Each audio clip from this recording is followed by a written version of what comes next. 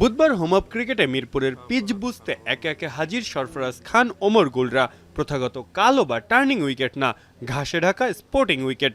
শুক্রবার ম্যাচ শুরুর আগে যদিও ঘাস কেটে ফেলা হবে অনেকটাই, তবুও সবুজ এই পিচে পেসাররা যে ত্রাসের নাম হয়ে উঠতে পারেন তা খালি চোখেই আন্দাজ করা যাচ্ছে।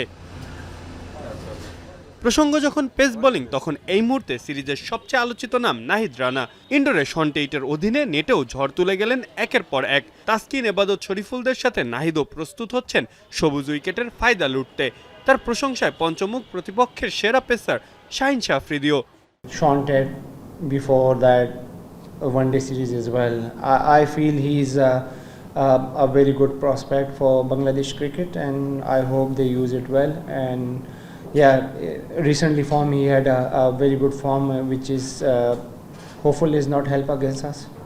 তবে প্রতিপক্ষ দলে আব্বাস ও খুররামের মতো সিম বোলাররাও ব্যাটারদের ভোগান্তির কারণ হতে পারেন। শুধু তাই নয়, সাজিদ নোমানদের স্পিন ভেলকিও সামলাতে হবে টাইগার ব্যাটারদের। তবে পিছিয়ে নেই বাংলাদেশের স্পিন শিবিরও। মোস্তাক আহমেদের অধীনে ঘাম ঝরাচ্ছেন মিরাজ, নাইম, তাইজুলরা।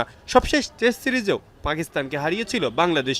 তবে অতীত ভুলে সামনের ম্যাচেই চোখ রাখছেন Tiger head coach Phil Simmons. You're talking about history now, so we want to make new history now, so we're looking for Friday and see what happens from Friday. It doesn't matter what happened then.